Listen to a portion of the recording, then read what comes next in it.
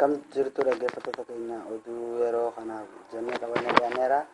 Oduu waliin ana baloo baluuti. Mootummaa wayyaanee addee Hayilamaariyaam Dassaalany haala yerootti hojii ol qabsiisanii ibsa hatattamaa baasaniiru. Bal'ina oduu kana jala deemtuu isaanii dhiyeessa.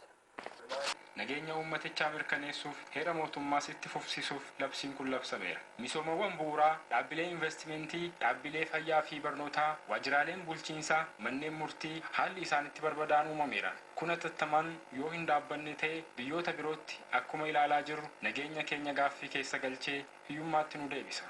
Qabeenya amma horanne ijaaruuf waggoota dheeraa kan fudhate qabeenya humnii fi beekumsi hedduun akka itti dhangalee ni beekama.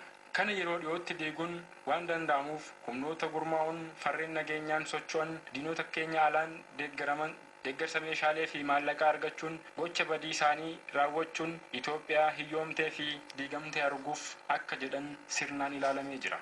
Labsiin kun mirgoota namoomaa heera mootummaan labsamanii fi konvenshinii Veenaa mirgoota dippiloomaatiikii eegumsi godhamuuf akka hin sarbines ministeera muummee Hayilamaariyaam Dassaalany ibsanii jiru. Kaayyoon isaas jedhan obbo Hayilamaariyaam carraaqqii hawaasniif mootummaan taasisan cimsuuf. Labsiin yeroo hatattamaa kun haala jiru ilaaluun ji'oota jaaf akka turus dubbataniiru.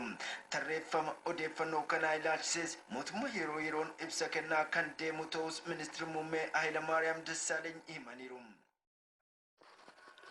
Kan dhaggeeffattaa jirtan reediyoo Boqqolloo magaalaa Adaamaarraa isin dabraa jiru waan dhaggeeffattaniif galatooma.